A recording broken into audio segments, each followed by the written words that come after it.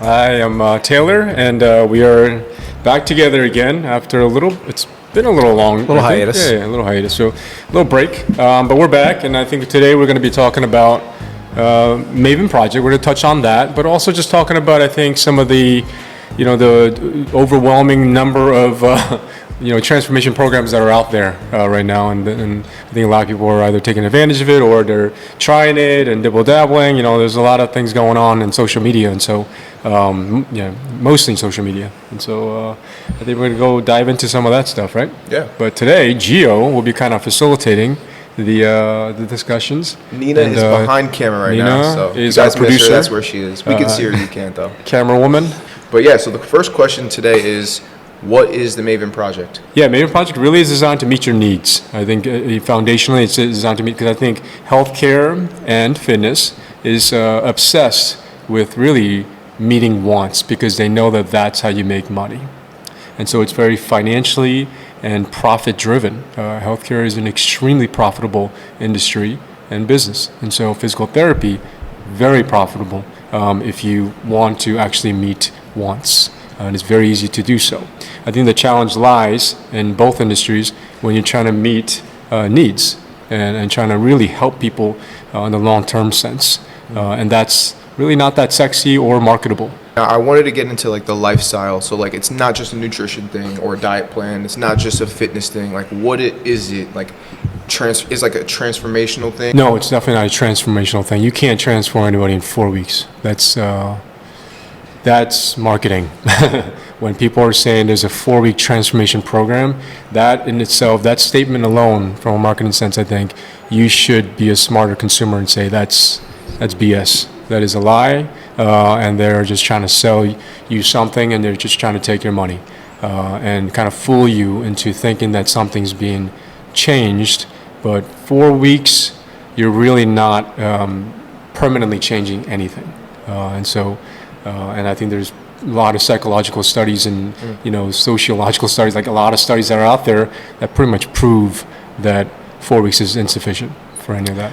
But I find with most of these like challenges, whatever you want to call them, the 30-day, fix, whatever, most of them I feel like are not being marketed as like a transformational thing. It's more of a weight loss, like, lose X amount of pounds in 30 days, do this in 30 days. Like, it's not, their market is not necessarily people who are looking to change their lives for the long run. It's more those ones that are like, hey, I want to lose like 15 pounds before I go on my honeymoon. Like, let me do your program real quick so I can get that. Like, they know, or at least they should know, that it's not going to be a permanent thing. It's a very temporary fix.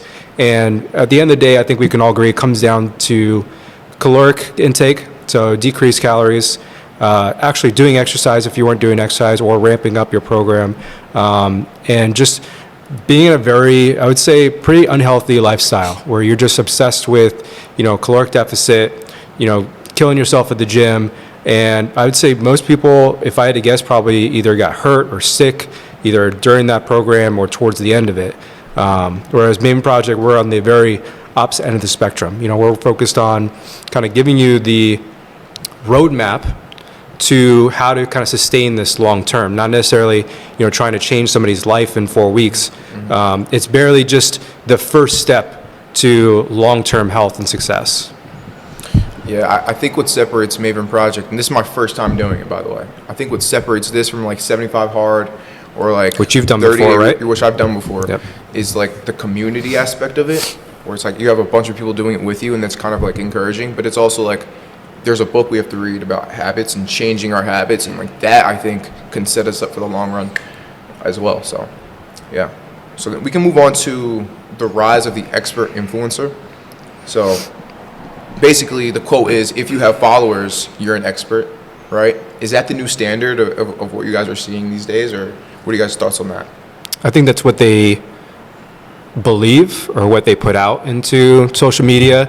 I think you see a lot of, fitness influencers that may have gone through a big transformation in their lives, like lost a lot of weight, and they then kind of consider themselves experts. Mm-hmm. But it's a one-to-one issue. It's not the same person is not going to be going through the same issue as another person, right? So just because it worked for that person and they had great success and they were able to lose all this weight and keep it off and yada yada, doesn't mean the next person that walks through the door is going to have the same success as, you know, the person selling them this program. But with social media, you know, everything is based off looks, right? So if you have somebody who looks good, they have great before and after pictures, they have a great story. Yeah. That's the biggest thing. You have to have a good story in order to sell a product, right? Then people get hooked because they then kind of put that on themselves and think, well, if this person did it, they were going through that, I'm not nearly that bad, so it must be able to work for me, right? I think, you know, not only the, you know, the sexiness of it sells, but the story, I think, is what these what these influencers really sell, right? That's what they're kind of always harping on. They're my experience, my you know, my past or whatever. And you just kind of constantly see them kind of like posting the same similar stories or posts about this transformation that they did. Yeah, I think that, you know, it's important to kind of differentiate between like the different types of influencers and then what they're trying to the information that they're trying to convey, right, and who they're trying to work with, right, or obtain as, you know, income sources, right, essentially for an influencer. Now, I think when you're talking about fitness and let's say healthcare or physical therapy, you're dealing with human beings, not only human beings in a you know, personal sense, but you're also like dealing with them and you're really managing and helping them manage their health, right? And that is a really important piece of a human being, right? And it is not something that, you know, let's say that you're just selling a t-shirt and you're an influencer who's selling apparel. Like, that's different. Like, you don't need any expertise on apparel and that kind of, like, that you're not really, you don't have the risk of hurting someone because you sell them a subpar quality t-shirt, right? The stitching is off or whatever, right? But when you're talking about health and fitness, you could potentially injure somebody or really, you could actually hurt somebody, right? You could cause detriment to that person. And I think that's where the difference is. And when you're talking about the fitness and health and medical industry, and you're an influencer that kind of focuses on that, I think it's very important for you to have formal education. I think you need to have foundations in sciences, and you need to understand, like, for instance, a fitness coach. Like, if you're calling yourself a fitness coach in the social media sense, right? I mean, like, you should have some education in sciences. You should understand, you know, basic anatomy. You should understand physics, right? You should understand, you know, kinesiology and biomechanics. You have to have that foundation, or else you cannot. You could fake it. You could recycle information that you've seen on social media or YouTube or what, but if you don't have those basic sciences and that foundation that you may not necessarily regurgitate during a client session, but when you have that in the back, in the brain, and you've built knowledge on that, you're that much more qualified and you're that much more knowledgeable, and you have foundations for expertise to be built. But I think if you don't have that, I don't think so. Yeah, I think you could be a good speaker, talker, thinker. You could be you could look pretty great, and you might be great with people. But at the end of the day, I think you could get pretty easily exposed by somebody who knows what they're talking about.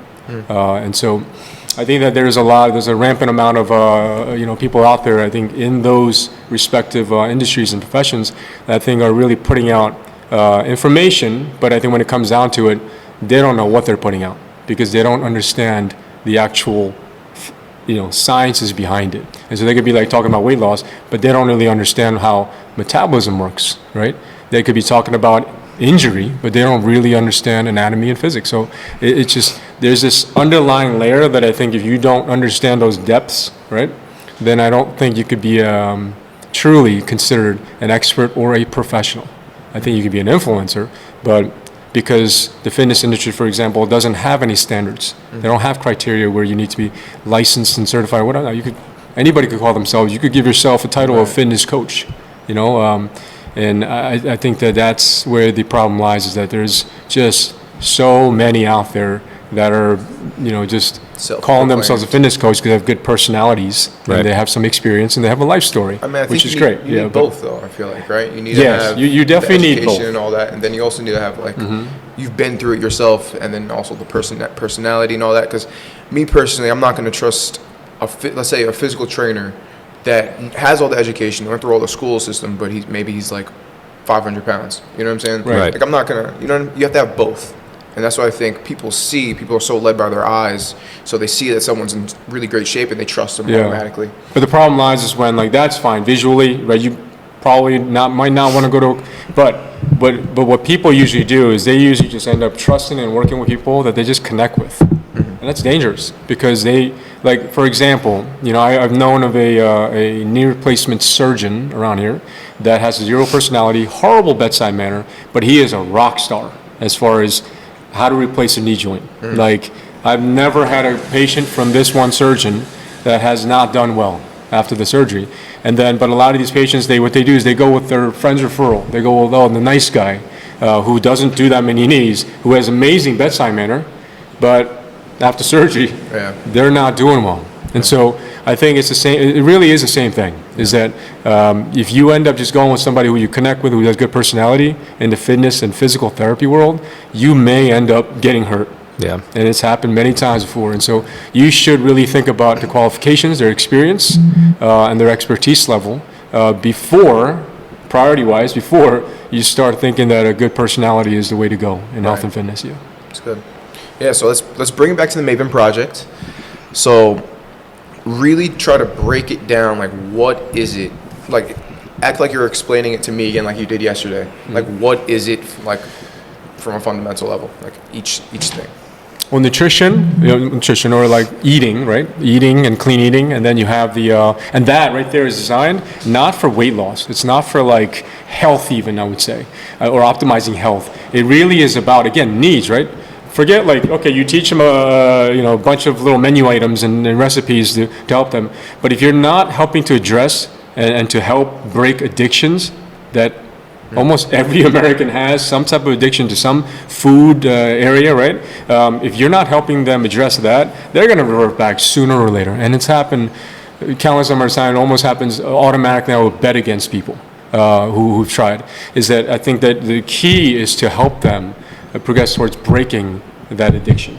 And that addiction is almost as dangerous and more deep-rooted and acceptable in society than probably like any other addiction. So like it's probably the most addictive thing that you could be addicted to, which is food.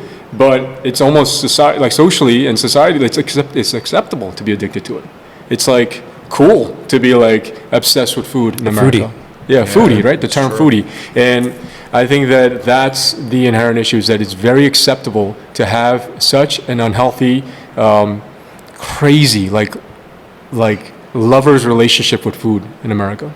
And I think because of that, I think it's extremely dangerous, and it's the biggest thing that people struggle with in this country, and or maybe in the world at this point. And it's something that we address with the food part. Now, the exercise part, we focus on discipline and consistency.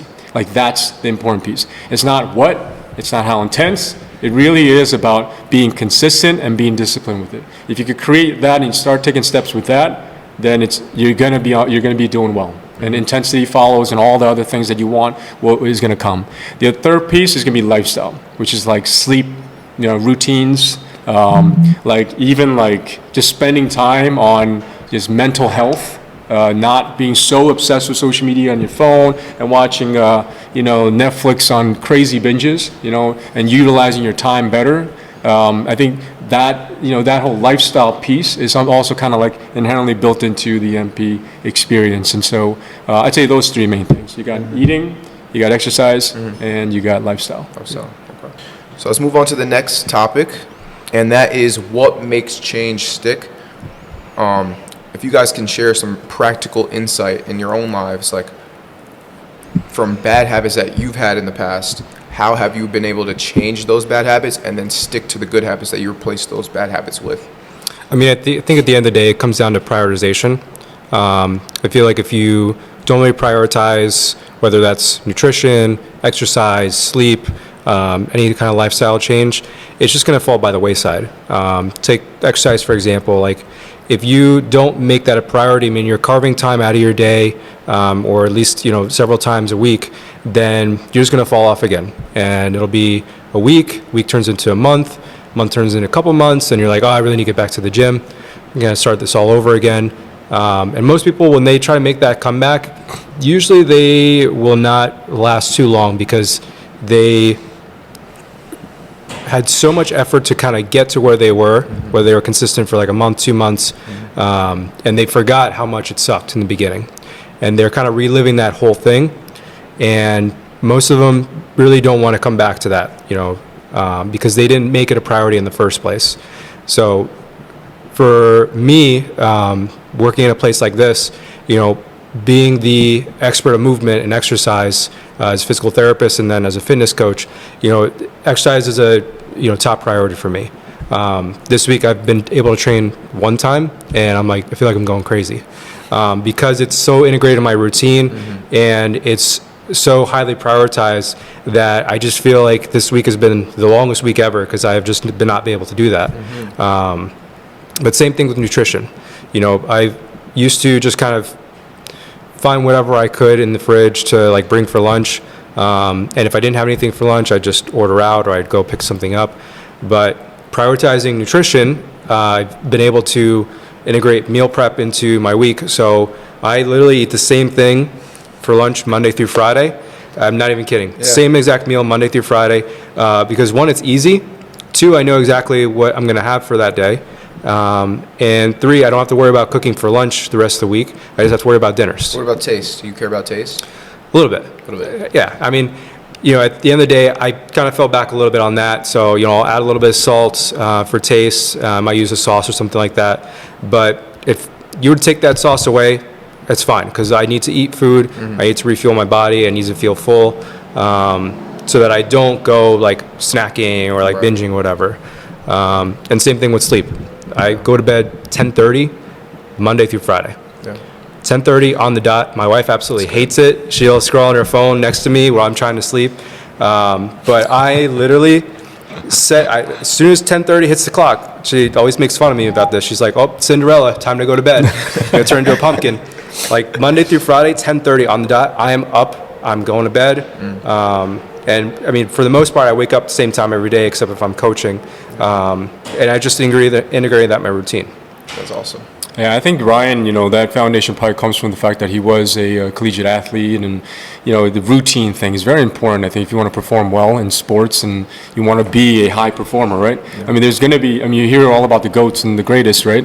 They had crazy routines. They had things that were just so different from the other pros that were on the same team, right? And so, I mean, even just talking about his eating and the flavor thing that you mentioned, I think that's important to you reiterate is that I think when you're obsessed with having fun and you're obsessed with every bite has to be enjoyable, I think that is almost the foundation of failure. You will not succeed in health and fitness. I will bet a lot of money against you, and I would be very wealthy. Is because if that's the thing you're looking at, and we're obsessed with it as a society, as a culture, as a world, definitely as a country. It's I think it's the product of marketing as well, and how the industries have kind of moved towards that. Is that they know perfectly well how to satiate the desires and wants of a human being. Yeah. And they know perfectly well that you need to constantly change things around. You need to, different meal, everything has to, it's we all have to some extent in fitness and health, we all have ADD. We need constant different things and overstimulation about things. So what happens is nobody sticks to anything. Nobody. And it's, that's the thing that I think, I struggle with, all of us would struggle with, is that, if we could overcome that, and which Ryan did as well, and I do too, Monday through Friday, it doesn't matter what I eat. It doesn't even enter in my brain. There is no wrestling, about, I ate this for the last 3 months, on a daily basis. No, there's not even a thought. And it's not like I don't even enjoy the food. I enjoy it. Because I think we've trained our brains and our norm is that's that. There's no room for us to be in, have an internal debate I wish I was eating McDonald's. It doesn't enter. And it's because I think we've done it long enough and we've been consistent with it long enough that it's no longer a struggle. And I think that applies to anything. That applies to work. That applies to running a business. It applies to marketing. It applies to fitness and wellness. is that if you're able to do something consistently and for a designated amount of time, I think that time frame is a little different from person to person. I think you could make changes to the way that you see things and feel things and you want things. I think it totally changes. But nobody does it long enough, and they don't do it consistently enough to get to that point. And so they're always struggling, and they're always thinking they're missing out on something. So if you're doing something that's really good for them, they're constantly thinking that's the world they need to be in. They're not in the world they should be in. That's the world. And so this is very temporary. And so they already know subconsciously they're going back to that anyway. And so it's psychology is such a weird thing, but it drives marketing experts. They know how to do it. They know how to capitalize. They know how to use that to fully get as much money out of you as possible. And so regardless of your health. And so I think MP is designed to make sure that we don't do that. And we certainly don't make any money doing the Maven projects. It's such a very laborious thing, and it's time consuming, and it's stressful. But I mean, I personally enjoy it more than anything that I think we do at Maven, because it's as close to what Maven is in its model and its core values than anything else we do in here. Yeah, anything else. It doesn't matter the programming, the workouts, physical therapy. I don't care. Yeah, the Maven Project is the closest thing. Yeah. Awesome. I mean, I'm excited. It's only day 2 for me, so I'm excited. I mean, this is even getting me more excited, so I'm ready to go. So you kind of get like a nice kind of in-depth look at MP. Very in-depth. It was already in-depth yesterday, and now it's even more, so that's awesome. So what were your goals coming into the program, and have those changed a little bit after the first 2 days? Initially, my idea was, I know I'm addicted to sugar. I know that. So I'm trying to get unaddicted from sugar. I'm trying to go to sleep at a more reasonable time, wake up at reasonable times and stuff like that. That's my main thing. And I think that stays the same right now. And then also you guys are touching on like the science of like addiction or breaking addiction doesn't happen in 30 days. So it's like, all right, now I have to actually use what I learned through the Maven Project these next 30 days and then really apply it for the rest of my life, and then and what you were saying before, Taylor, it's like there's hope to the message though, because it's like eventually you will get to the point where food that's healthy for you actually satisfies you. Like you don't need to have all the sugar, you don't need to have all the bad foods. Like the food that's good for you will satisfy you. So that's a hope. And the other thing is that like people think like once they are living a healthful life, like they need to give up on everything.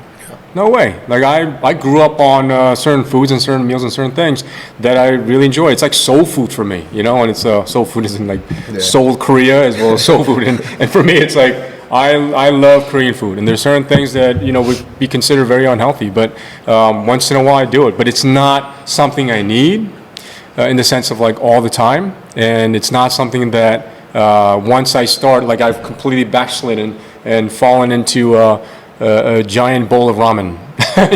It's like it's something that I just it's a very healthy, it's a healthier relationship, right?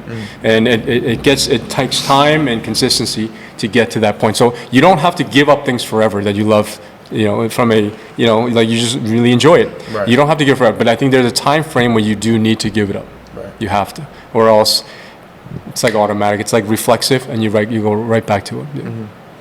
Our final question for Taylor. For the past hundreds of MPs or Maven Project people that have, been a part of this project, what have you seen from those people, and like a brief reflection on that? Very, I'm be very straight up with this, but very This might be small, very depressing. yeah, very small percentage will maintain long term, even after the Maven project. Now, I think that's a product of being in this country, this area, as well as just overall just lifestyle norms that we all are exposed to on a daily, constant basis. That it's just hard to get outside of that. And so unless you're like Ryan and me, we work in this environment. We're constantly around it. We're coaching it. We have to practice it. At least we try to practice what we preach. And so we're like constantly rehearsing and constantly practicing, and so like it's easier for us to maintain. But like even after MP, even though MP hit rate and long-term success rate is higher than probably, I would say, anything out there that I've seen, but it's still, I would say, very disappointing. And so the reality is that even the most, I think, amazing programs, it's hard to get humans to make a long-term change, especially after only 4 weeks.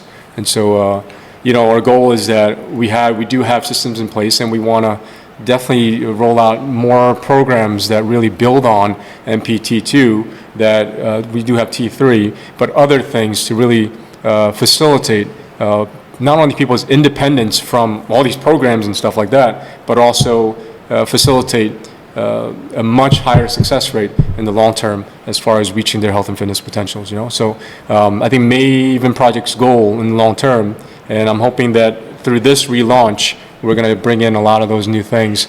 And I have a bunch of ideas in place that will roll out, but I think we're going to time it with moving to the Maven centers, as well as just relaunching a lot of our services, repackaged, as well as the facilities and everything. There's going to be a whole new look, I think, to Maven in within the next 2 years, actually. And so, no, a year and a half. And so I think I'm excited about that.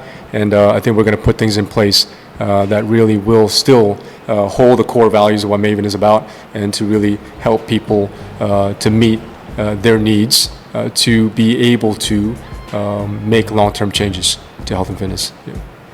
Yeah, so I guess the main question for you guys listening is, what kind of transformation are you guys chasing?